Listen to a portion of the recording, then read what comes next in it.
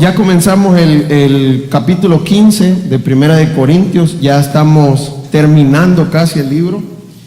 Y el Primera de Corintios capítulo 15 empieza a hablar de la resurrección de Cristo, pero también está hablando de la resurrección de los muertos. Entonces comienza Pablo el pasaje diciendo en el 15 versículo 1 que les iba a declarar el evangelio, y en el versículo 3 nos muestra cuál es el evangelio. ¿Qué dice el versículo 3? Que Cristo murió en la cruz por los pecados ¿de quién? De nosotros. ¿A quién le tocaba morir en la cruz? A nosotros. Pero no solo murió, dice que fue sepultado y que resucitó al tercer día. Y lo que más me encanta del versículo que dice, conforme a las Escrituras, para poder mostrar cómo se cumplieron las profecías del Mesías en Cristo Jesús. Ahora, también en la iglesia había un problema. Vamos a 1 Corintios 15, capítulo 15, versículo 12, en donde dice, pero si se predica de Cristo que resucitó de los muertos, ¿cómo dicen algunos entre vosotros que no hay resurrección de muertos? Entonces, ¿cuál era el problema en la iglesia? Que creían en la resurrección de Cristo, pero ellos no creían que iba a haber una resurrección de muertos. Entonces, lo que Pablo está haciendo es dándole evidencias de la resurrección de Cristo primeramente, y cómo va a ser la resurrección de los muertos también en este capítulo. Y miramos evidencias como cuántas personas vieron vivo a Jesús. Dice que los apóstoles, dice que él lo miró vivo, y dice más de 500 personas a la vez también. Había mucha gente que vivió vivo a Jesucristo, que ellos miraron que había muerto, que ellos miraron que lo sepultaron, pero también lo miraron vivo. Y ellos eran una evidencia, eran testimonio de que Cristo realmente había resucitado.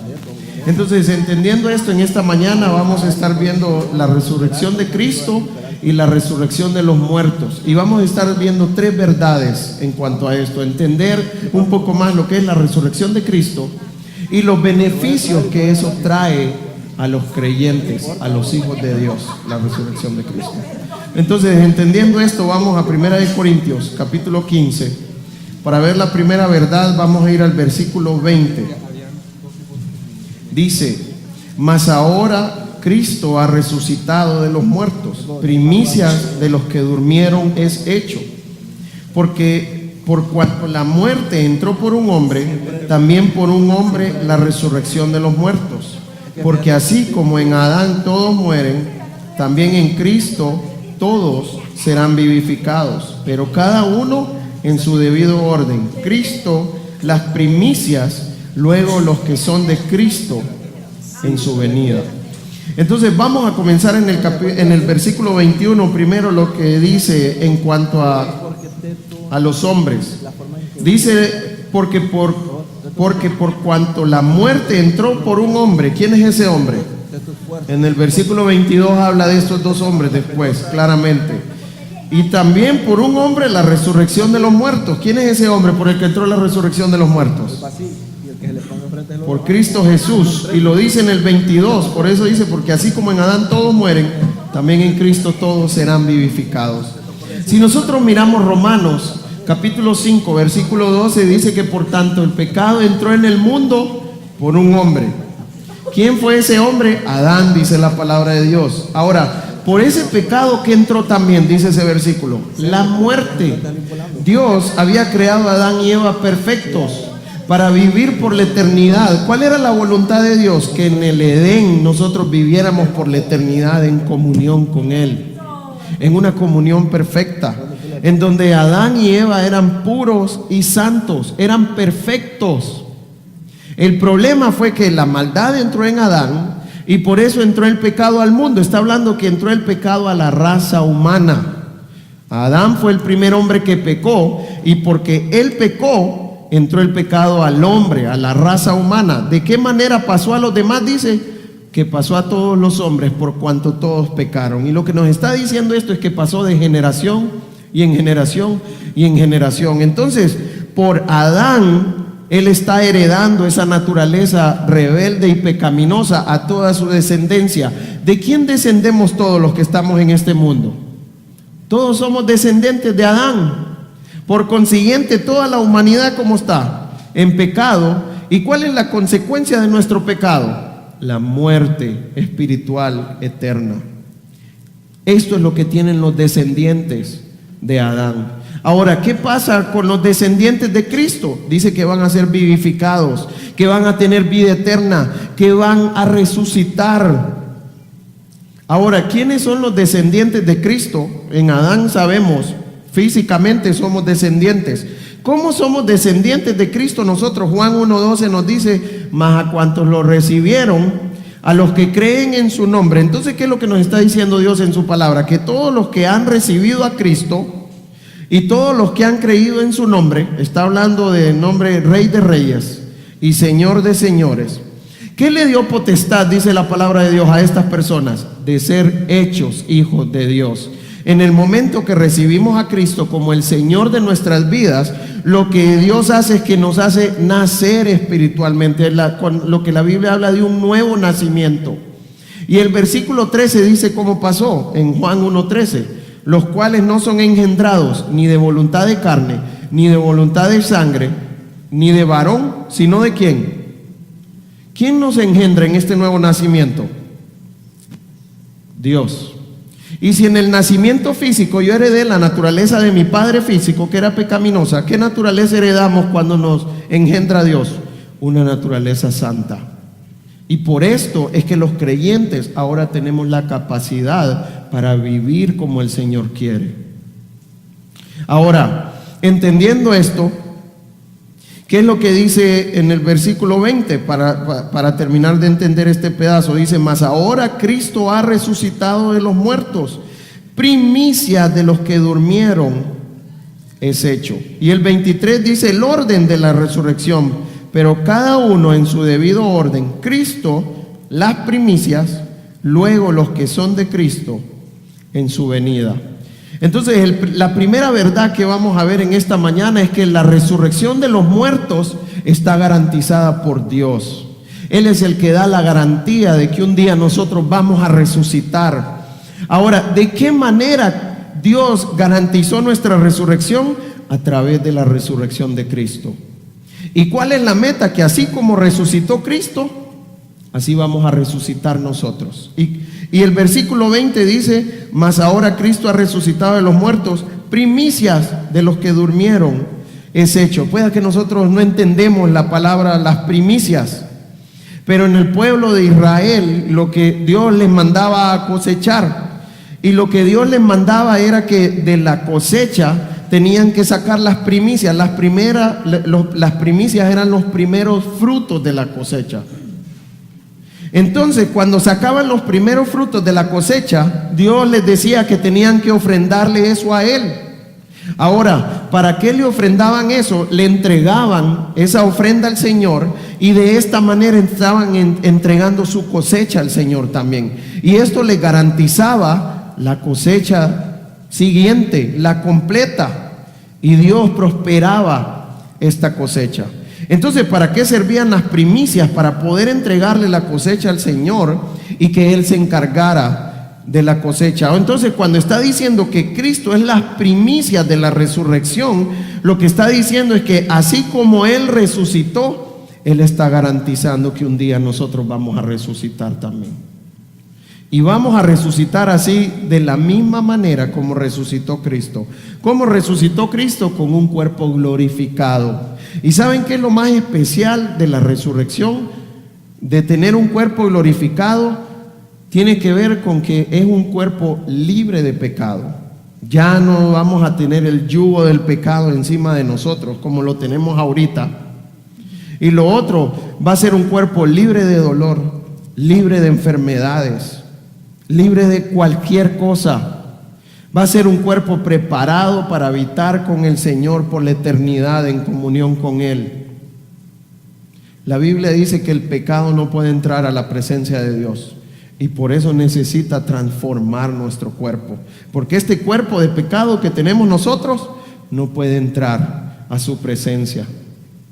Y por eso Dios va a transformar nuestro cuerpo en un cuerpo glorificado y listo para tener comunión con Él por la eternidad. Y esta es la parte de que la resurrección de Cristo garantiza nuestra resurrección. Incluso vamos a Mateo capítulo 27.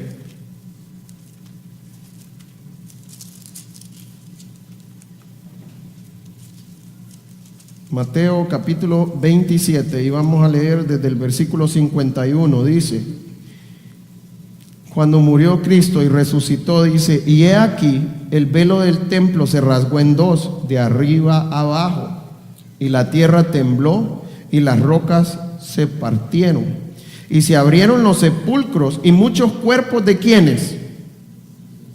No fue cualquier persona la que resucitó, fueron de los santos. ¿Quiénes eran los santos? Personas que creían en Cristo. Entonces, ¿qué pasó con los cuerpos de los santos? Muchos cuerpos de los santos que habían dormido se levantaron y saliendo de los sepulcros, después de la resurrección de él, vinieron a la santa ciudad y aparecieron a muchos. Entonces dice que cuando Cristo resucitó, se levantaron muchos más con él, santos. ¿Y qué hicieron estos santos cuando se levantaron? Fueron a la santa ciudad, entraron a la santa ciudad, y era una ciudad en donde seguro mucha gente los miró morir. Estuvieron en su velorio, estuvieron en su entierro, y verlos regresar, ¿qué creen que han de haber sido eso para ellos? ¿Cuál fue la conclusión de esto? Versículo 54. El centurión y los que estaban con él guardando a Jesús, visto el terremoto y las cosas que habían sido hechas, temieron en gran manera y dijeron: verdaderamente este era Hijo de Dios. ¿Qué comprobaba la resurrección de ellos? Que Cristo realmente era Hijo de Dios. Y así como se levantaron en este tiempo, Dios nos va a levantar de los muertos. Ahora, ellos volvieron a morir porque no se levantaron un cuerpo glorificado. Dios en su venida nos va a resucitar con un cuerpo glorificado, en donde la muerte ya no va a tener más potestad en nuestras vidas, y en donde el pecado ya no va a tener potestad en nuestras vidas también. Ahora vamos a ver la segunda verdad, 1 Corintios 15, versículo 24 ahora. ¿Cuál fue la finalidad de Cristo de encarnarse, de morir y de resucitar? Dice: luego el fin, cuando entregue el reino al Dios y Padre, cuando haya suprimido todo dominio, toda autoridad y potencia, porque preciso es que Él reine hasta que haya puesto a todos sus enemigos debajo de sus pies. Y el postrer enemigo que será destruido es la muerte, porque todas las cosas las sujetó debajo de sus pies. Y cuando dice que todas las cosas han sido sujetadas a Él, claramente se exceptúa aquel que sujetó a Él todas las cosas. 28. ¿Cuál es la finalidad? Pero luego que todas las cosas le estén sujetas, entonces también el Hijo mismo se sujetará al que le sujetó a Él todas las cosas, para que Dios sea todo en todos. ¿Cuál era la finalidad de Dios con su creación? Que lo glorificara, que le diera gloria a Él. Pero ¿qué pasó con su creación? Adán pecó y eso corrompió toda la creación, y su creación no está glorificando a Dios. Y este fue el trabajo de Jesús: venir a redimir su creación, venir a restaurar su creación para lo que fue hecho realmente, para poder glorificar a Dios. Ahora, ¿quién está haciendo la redención de la creación? Cristo. Cristo era Dios, creador, y Él tomó un cuerpo y todo esto fue parte del plan para redimir a su creación. ¿Para qué murió y resucitó? Para poder redimir la creación. Ahora, ¿de qué manera la está redimiendo? Mire lo que dice el versículo 24. Luego el fin, cuando entregue el reino al Dios y Padre, cuando haya que suprimido todo dominio, toda autoridad y potencia, porque preciso es que Él reine ¿hasta cuándo? Hasta que haya puesto a todos sus enemigos debajo de sus pies. Y el 26, y el postrer enemigo que será destruido es la muerte. ¿De qué manera Cristo está redimiendo su creación? Está venciendo todos sus enemigos. En la muerte y la resurrección, Cristo venció el pecado, la muerte y Satanás. ya las venció. Pregunta, ¿la muerte ya está destruida? ¿Qué piensan? Está vencida, sí, pero no está destruida todavía porque seguimos muriendo, ¿sí? Pero va a llegar un punto en donde va a resucitar a todos y la muerte ya no va a tener más que hacer aquí. La muerte no va a existir, la muerte va a ser destruida porque fue vencida por Cristo en la cruz del Calvario cuando Él resucitó. Y ya no va a haber más muerte. Entonces Cristo está venciendo a todos sus enemigos. Ahora, ¿cuál es la idea de vencer a todos sus enemigos? Porque todas las cosas, versículo 27, las sujetó debajo de sus pies. Y cuando dice que todas las cosas han sido sujetadas a Él, claramente se exceptúa a aquel que sujetó a Él todas las cosas. Dios le dio todo dominio, toda autoridad sobre la creación a Cristo. Ahora, ¿Cristo hace lo que Él quiere? ¿Qué piensa? Hay algo que no se somete a Cristo. ¿Qué es? El Padre.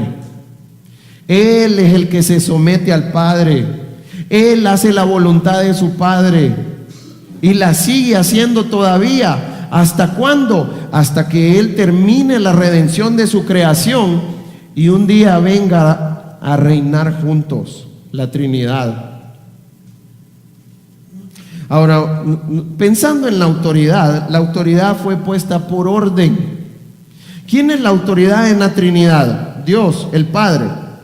Cristo, ¿qué es lo que debe de hacer con el Padre? Debe de someterse. Pregunta, ¿el hecho que Cristo se someta, eso indica que Cristo es menos importante que el Padre? ¿O que Dios es más importante que el Hijo? No, son el mismo Dios, comparten los mismos atributos, pero ponen la autoridad por orden. Entonces el Hijo se somete al Padre y el Espíritu Santo, ¿qué hace? ¿Hace lo que Él quiere? No, se somete al Hijo. ¿Y para qué lo hizo? Por orden. Y por eso Dios estableció orden en cada lugar, en cada escala que Él dio. En la casa, ¿quién es la autoridad? No le gusta a las mujeres decir, ¿quién es la autoridad en la casa? El hombre.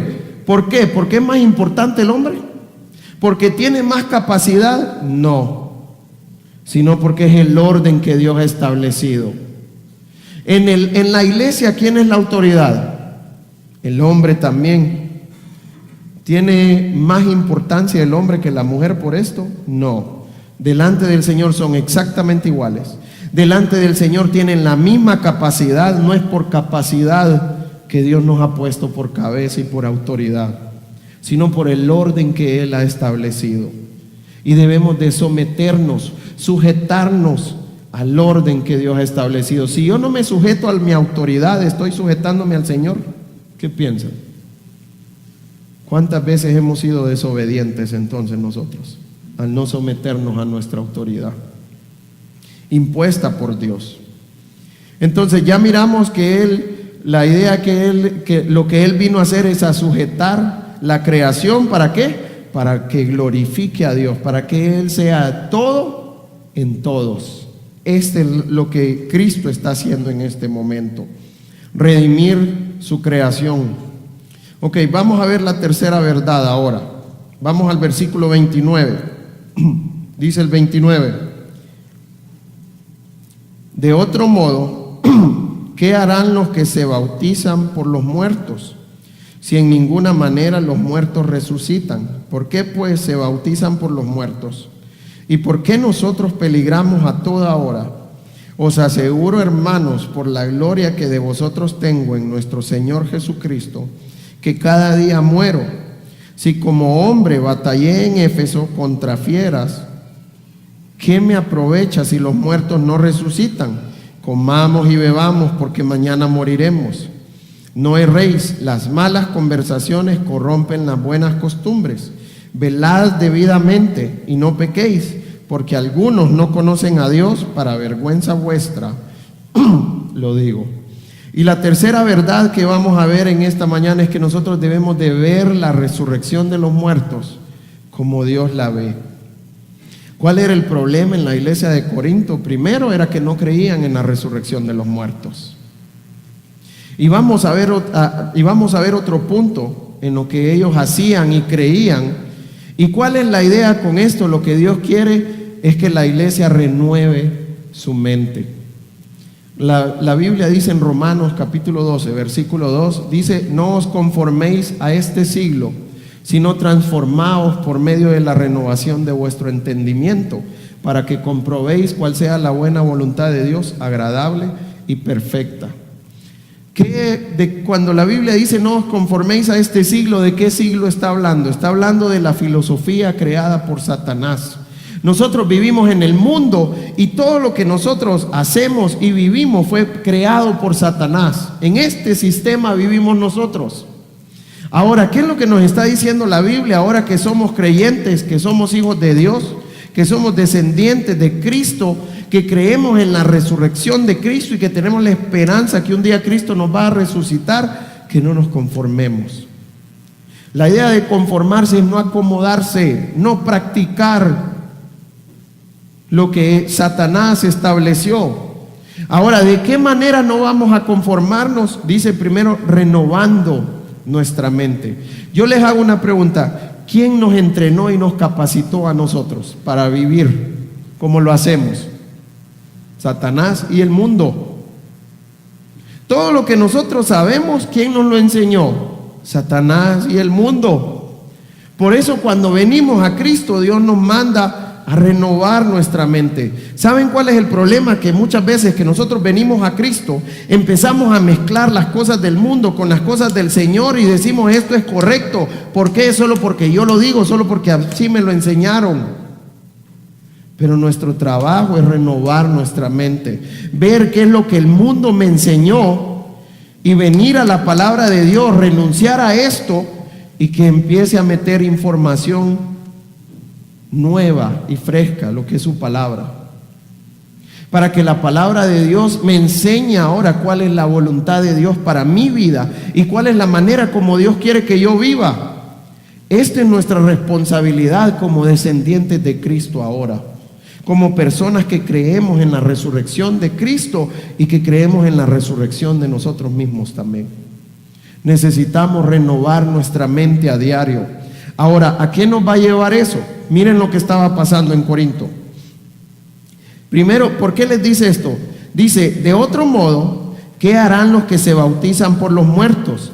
Si en ninguna manera los muertos resucitan, ¿por qué pues se bautizan por los muertos? Y Pablo empieza a hacer varias preguntas a los corintios. La primera le está diciendo: ¿qué harán los que se bautizan por los muertos? En Corinto tenían una práctica que cuando se morían sus familiares y no se habían bautizado, ellos querían bautizarse por ellos. Ahora, ¿la Biblia enseña que tenemos que bautizarnos por los muertos? ¿Qué piensan? Y ellos tenían esa práctica. Nosotros tenemos otro montón de prácticas que las agarramos como correctas, pero a la luz de la palabra nos muestran otra cosa. ¿Quién decía Cristo que tenían que bautizarse? Por tanto, id y haced discípulos a todas las naciones, bautizándolos. ¿Quiénes son los que se tienen que bautizar entonces? Los que son discípulos. Y tengo que bautizarme por mí, no es que yo puedo bautizarme por mis hijos o yo puedo bautizarme por ustedes. Es algo personal. En el momento que yo reconozco al Señor como el Señor de mi vida, Él me da el mandato de bautizarme como discípulo suyo. ¿Y qué tenemos que hacer nosotros? Si me da un mandato de bautizarme, ¿qué pasa si yo no obedezco ese mandato? ¿Estoy en pecado? Si yo digo que soy discípulo de Cristo y no me quiero bautizar, hay un problema serio. Necesitamos bautizarnos en obediencia a Dios. Pero ¿saben por qué mucha gente no se bautiza? Porque dice: no, es que yo quiero cambiar primero. ¿Qué parte de la Biblia dice que usted tiene que cambiar primero para bautizarse? Tenemos tantas excusas para no bautizarnos. La Biblia lo que claramente enseña que si yo soy su discípulo, yo debo de bautizarme. ¿Qué es lo que necesito ver? Si realmente Cristo es el Señor de mi vida, si realmente soy hijo de Dios para bautizarme. Porque si no soy hijo de Dios y entro en una piscina para que me bauticen, ¿me bauticé o qué? No, solo fue un remojón el que se pegó, si usted no es creyente.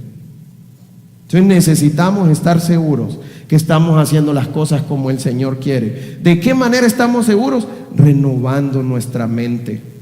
Y esto era lo que los corintios pensaban: bautizarse por los muertos. Y lo que Dios les está diciendo: Pablo les está diciendo, ¿por qué se bautizan por los muertos y ni resucitan los muertos entonces? Si ustedes no creen en la resurrección de los muertos, ¿para qué se bautizan por los muertos entonces? Ahora Pablo les va a empezar a mostrar a través de ejemplos en su vida de qué es lo que hace una persona que cree en la resurrección de los muertos. ¿Qué hace una persona que es descendiente de Cristo? Entonces miremos el versículo 30 ahora y 31. Dice, Pablo les pregunta, ¿y por qué nosotros peligramos a toda hora? Os aseguro, hermanos, por la gloria que de vosotros tengo en nuestro Señor Jesucristo, que cada día, ¿qué hacía Cristo? ¿Qué hacía Pablo? Muero. ¿Qué significa que cada día moría? Se mataba y volvía a resucitar. ¿De qué está hablando Pablo aquí? La idea de que cada día muero era, ¿qué dijo Cristo que tenían que hacer si querían seguirlo? Tomar su cruz y síganme. ¿Qué es la idea de tomar la cruz? Es morir cada día, como dice Pablo. Tomar su cruz es que yo me estoy negando a mis deseos carnales, me estoy negando a todos los deseos que hay en mí, que Dios me muestran que a Él no le agradan. Esto es morir cada día a Él. Cuando Él me muestra, ¿cómo pasa eso? Vamos a Tito, capítulo 2. Tito, capítulo 2, y vamos a leer el versículo 11 primero. Dice, porque la gracia de Dios se ha manifestado para salvación a todos los hombres. Entonces, ¿para qué manifestó su gracia a Dios? Para que los hombres sean salvos. Ahora, pregunta, una vez que somos salvos, ¿ya la gracia no sirve para nada? ¿Cuántas veces miramos... Pablo le decía a Timoteo, esfuérzate en la gracia que es en Cristo Jesús. ¿Cómo comenzaban las cartas Pablo? Gracia y paz os sean dadas a vosotros por medio de nuestro Señor Jesucristo. Y todo esto Pablo le está hablando a creyentes. ¿La gracia solo sirve para ser salvo? No. ¿Qué hacen los creyentes cuando somos salvos? La gracia de Dios. Versículo 12, enseñándonos que renunciando a la impiedad y a los deseos mundanos, vivamos en este siglo sobria, justa y piadosamente. ¿Qué hace la gracia de Dios en los creyentes? Primero me enseña cuál es mi impiedad, me convence de todas las cosas que hay en mí que a Él no le agradan. Pregunta, ¿eso es suficiente? ¿Hasta ahí acabó el trabajo de la gracia? Dice que nos enseña a vivir ahora. Va a la parte práctica. Y esto es arrepentimiento. ¿Arrepentimiento solo es cambiar la mente o no? ¿Se queda solo en cambiar la mente? No, necesitamos un cambio de actitud también.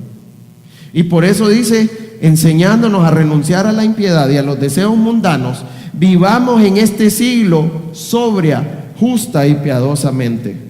Sobria tiene que ver conforme a lo que Dios dice. Piadosamente tiene que ver con vivir conforme al carácter de Dios. Y lo justo tiene que ver con la justicia de Dios. ¿Dónde encontramos la justicia de Dios nosotros? A través de su palabra. Por eso es importante la renovación de nuestra mente. ¿Y en qué termina la renovación de nuestra mente como creyentes? En cambiar nuestras vidas. Esto es lo que debe de hacer la palabra de Dios en nosotros. Esto es lo que debe pasar en las vidas de los hijos de Dios, en sus descendientes, en los que un día vamos a resucitar. ¿De quién depende que yo cambie? ¿De quién depende, creen ustedes? Depende de Dios, pero yo tengo que hacer mi parte también. ¿Cuál es mi parte? Tomar tiempo y pasar tiempo en su palabra. Orar, decirle al Señor, Señor, muéstrame qué es lo que hay en mí que a ti no te agrada. ¿Cuáles son esos deseos, esas impiedades que hay en mí que yo necesito renunciar y vivir de la manera como tú quieres? Y empezar a pasar tiempo en la palabra de Dios. Y si yo lo hago, Dios me va a dar el poder y la capacidad para vivir en obediencia a su palabra. Así que debemos de animarnos, debemos de entregarle nuestras vidas a Él. ¿Y cómo se las damos? Cambiando nuestras vidas, santificándonos cada día en Él. Pregunta, ¿hasta cuándo se acaba la santificación? ¿Hasta cuándo? Hasta que Él venga. ¿Y por qué nos dormimos entonces nosotros? Y nos acomodamos y no queremos seguir cambiando. Decimos, no quiero ir a la iglesia, estoy cansado. No quiero estudiar la Biblia hoy con Mario o con quien me toca. ¿Y todo esto a qué nos lleva? ¿De qué manera Dios cambia nuestras vidas? A través de la palabra de Dios, utilizando su iglesia también. Por eso es importante que nos congreguemos, por eso es importante que estudiemos la Biblia, tanto individualmente, personalmente, como en grupo con otros hermanos de la iglesia, porque Dios quiere que nos unamos en la fe, y de esta manera, un bajón de luz, y de esta manera es como Dios quiere que nos santifiquemos. No caigamos en las trampas de Satanás, que no necesito la iglesia, porque ahora, ¿qué dice Satanás? Tiene internet, puede escuchar cualquier predicador, tiene la Biblia, la que usted quiera, tiene libros en su casa, no necesita salir. Pero la Biblia dice que Cristo está purificando su iglesia. Esto es lo que está haciendo Cristo. No crea que usted va a crecer usted solo en su casa. Necesitamos la iglesia para crecer juntos, para que Dios haga su obra, para que nos corrijan con amor. Debemos de sentirnos mal si nos corrigen. Debemos de amarnos de tal manera que estemos dispuestos a corregirnos, porque estamos tristes y preocupados por nuestro hermano que está en pecado. Esto es lo que nos debe de mover a nosotros, la transformación de cada uno de mis hermanos. Ok, ya miramos la parte de cambiar nuestras vidas. ¿Qué dice el versículo 30? ¿Y por qué nosotros peligramos a toda hora? Pablo les está diciendo, ¿por qué creen ustedes que yo pongo en peligro mi vida? ¿Por qué Pablo ponía en peligro su vida? ¿Por qué a él no le importaba su vida? Por el evangelio. Y Pablo por eso decía, porque no me avergüenzo del evangelio, porque es poder de Dios para salvación. Pablo había experimentado el poder del evangelio en su vida. ¿De qué manera? Transformándolo. Y por eso él no tenía miedo de entregar su vida por ese poder, porque él quería ver otras personas transformarse. Miremos lo que pasó Pablo por el evangelio. Y al leerlo, yo quiero que usted piense, ¿he pasado eso yo por el evangelio? Segunda de Corintios, capítulo 11. Yo quiero que usted piense, ¿hemos sufrido por el evangelio de esta manera o no? Y yo quiero que note algo bien importante. Yo creo que nosotros podemos sufrir de dos maneras. Uno, puedo sufrir por mi pecado. Y si sufre por su pecado, eso es lo que usted se merece. Ahora, si sufrimos por Cristo, hay una diferencia. ¿De qué depende si sufrimos por pecado o sufrimos por Cristo?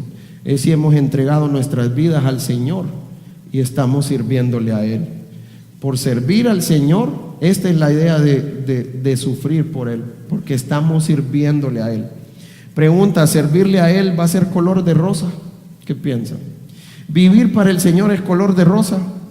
Pero eso es lo que la gente está diciendo ahora. Venga Cristo y todos sus problemas se le van a acabar. ¿Eso es cierto? Agárrense que vienen problemas más bien. ¿Debemos de tenerle miedo a esos problemas? No, si lo estamos sufriendo para Él. Miremos lo que hizo Pablo. Segunda de Corintios capítulo 11, versículo 23.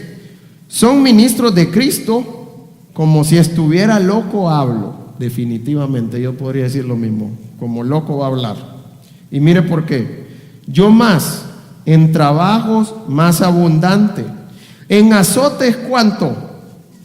Sin número, o sea que lo azotaron un montón de veces y no tenían número específico para azotarlo. Al primer azote hubiera salido corriendo, yo creo. ¿Qué más pasó Pablo? En cárceles más.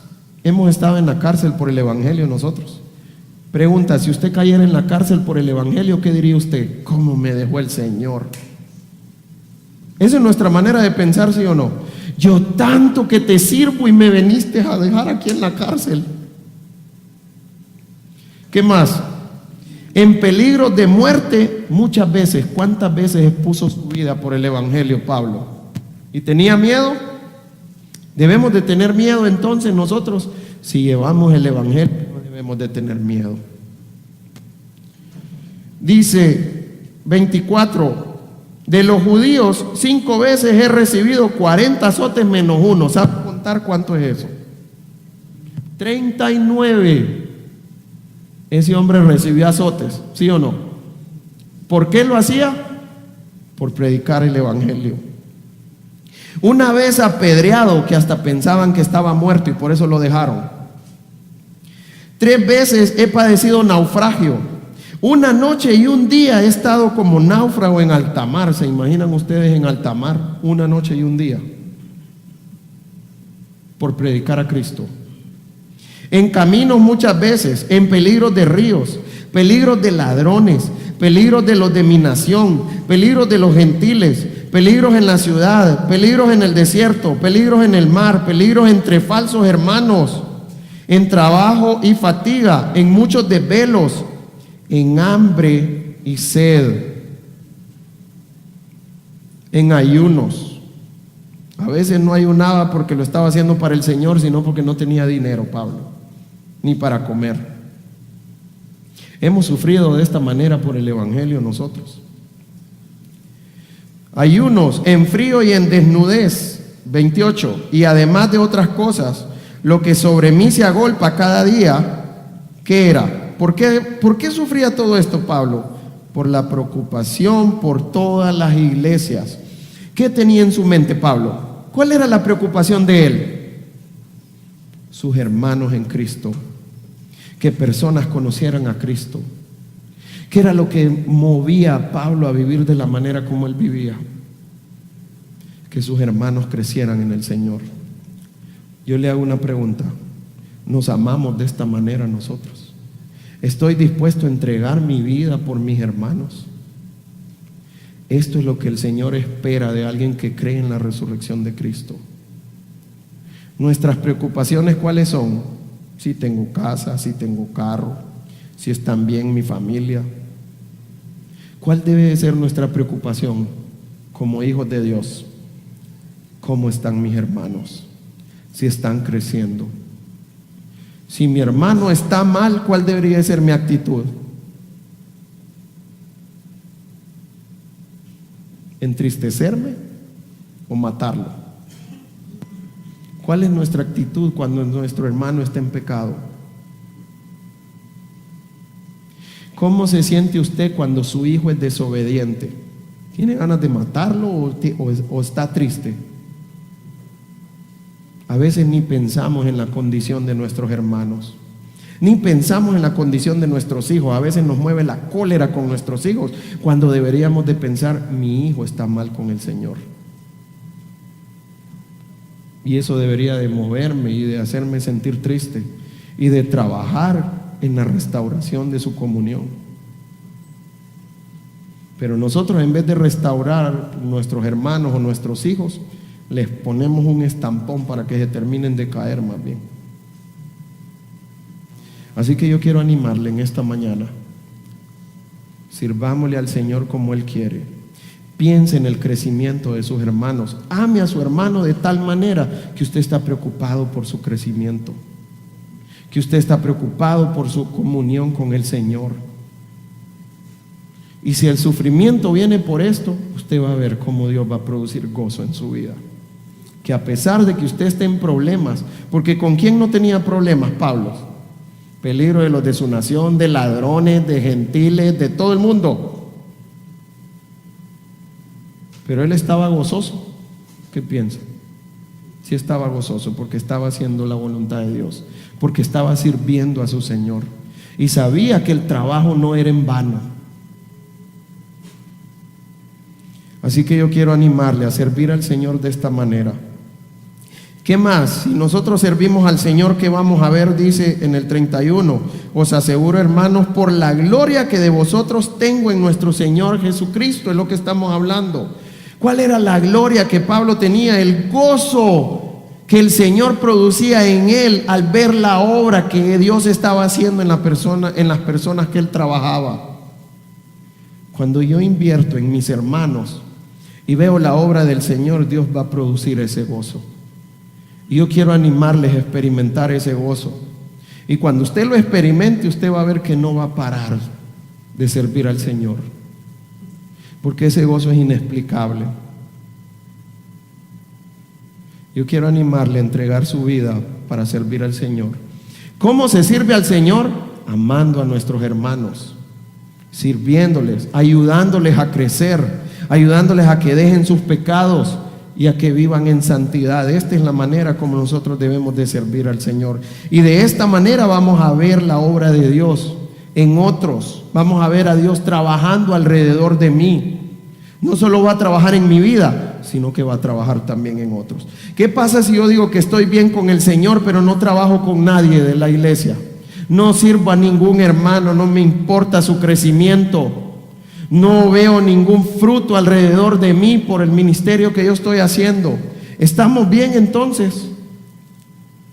Y con esto no estoy restando que es importante su santidad, pero para Dios es importante su servicio y el amor que usted le tiene a sus hermanos también. Ok, que ahora el 32.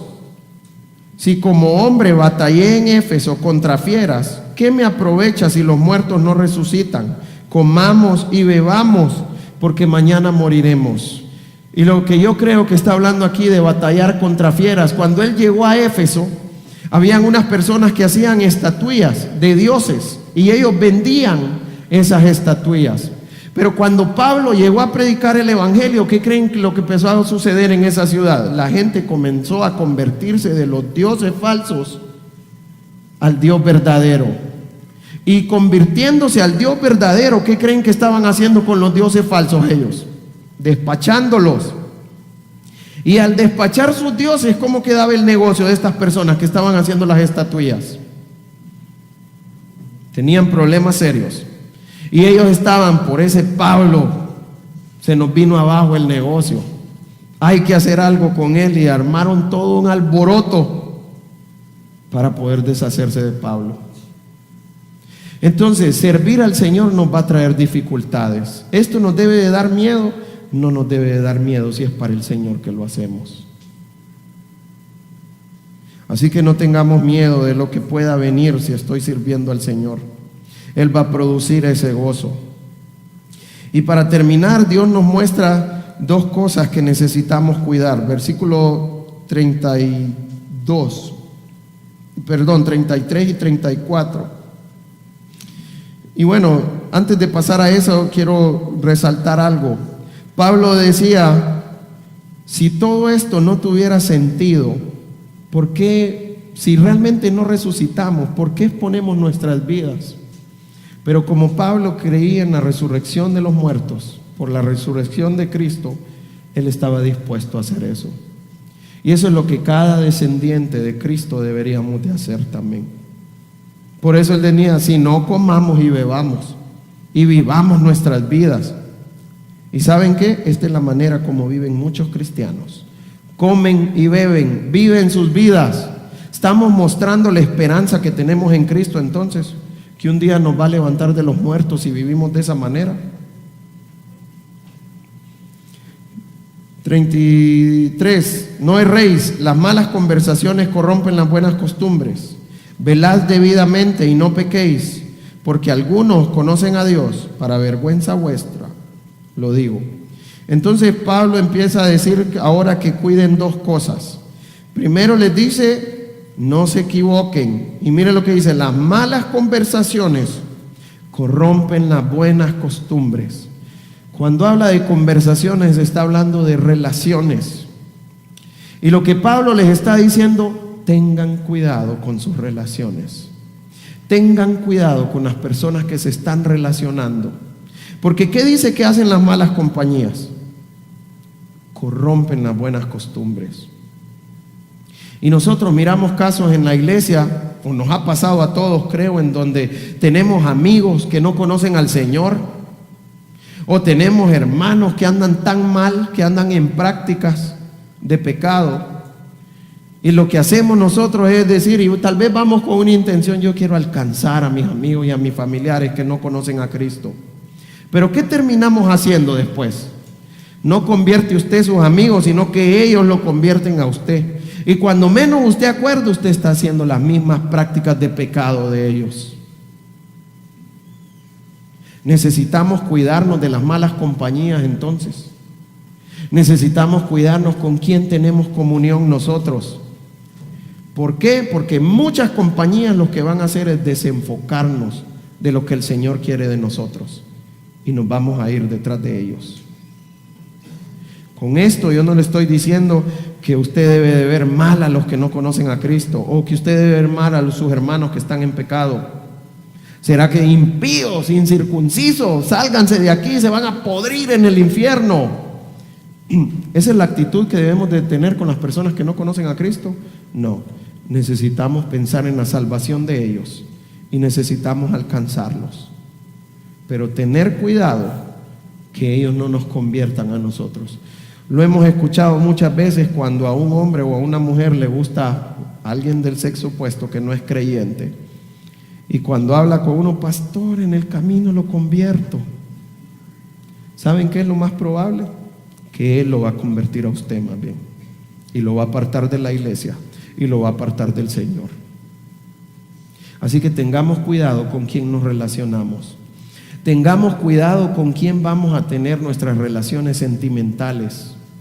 Hablando de noviazgo, ¿con quién me voy a casar? Porque si yo me caso mal, ¿qué es lo que va a pasar? Es probable que ella me convierta a mí y que empiece a practicar sus pecados o empiece a participar de sus pecados. Así que yo le animo a no ver a la ligera esto. Porque uno dice: no, tranquilo, yo puedo cuidar esto, yo aguanto esto. Pero cuando menos acuerda, usted ya está metido hasta el cuello en sus prácticas y no se da cuenta. ¿Qué más necesitamos cuidar? Dice el último del 34: velad debidamente y no pequéis. ¿Cuál es la idea de velar? Velar tiene que ver con la vigilancia. Pregunta: ¿cómo se sentirían ustedes que estén en un lugar en donde el vigilante está cabeceando? ¿Se sentirían seguros? No. Velar tiene que ver con estar alerta. Ahora, ¿cuál es el trabajo del vigilante? Estar alerta si viene algo que quiere dañar a lo que esa persona está cuidando. ¿Y qué es lo que tiene que hacer el vigilante si viene algo? Tiene que anticiparse a esas cosas y hacer lo que tenga que hacer para cuidar lo que han puesto a su cargo. Esta es la idea de velar. Y esto es lo que nosotros necesitamos velar en nuestras vidas. Velad debidamente, ¿para qué? ¿Cuál es el propósito de velar? Para que no pequéis. Yo debo de estar despierto entonces. ¿Despierto en qué? Y alerta. En que si viene algo a quererme hacer caer, yo voy a decir: lo voy a pasar de largo, porque esto a ti no te agrada, Señor. Esto es lo que necesitamos hacer nosotros: velar para vivir en obediencia a su palabra, y de esta manera vamos a glorificar a nuestro Dios, que eso es lo que Él quiere. Así que yo quiero animarles en esta mañana: vivamos para el Señor, cuidemos nuestras vidas, rindámonos a Él y que Él nos esté santificando, sirvámosle al Señor para que podamos ver su obra alrededor nuestro. Vamos a orar. Señor, en esta mañana yo quiero darte gracias por este tiempo. Yo quiero darte gracias por tu palabra, Señor. Gracias porque podemos venir a ella, Señor, y conocerte a través de ella, conocer tu voluntad, Señor. Yo quiero pedirte que tú nos ayudes a entender tu palabra y a vivir en obediencia a ella, Señor. Ayúdanos a rendirnos a ti, Señor. Ayúdanos a que realmente tú estés transformando nuestras vidas por el poder de tu evangelio. Que tú nos santifiques, Señor, cada día, y que de esta manera podamos servirte a ti, Señor, como tú quieres. Que podamos pensar en el crecimiento de nuestros hermanos, que podamos pensar en las personas que no te conocen, Señor, y que tú nos uses para tu gloria y para tu honra, viendo personas reconociéndote a ti como su único Dios, Señor y Salvador, y viendo hermanos, Señor, arrepintiéndose de sus pecados y viviendo en santidad, Señor. Obra en nuestros ministerios, Señor, y que podamos ver tu obra en nuestra iglesia, Señor. Produce ese gozo de servirte a ti, Señor, y de vivir en obediencia a tu palabra. Todo esto te lo pedimos en tu bendito y santo nombre. Amén.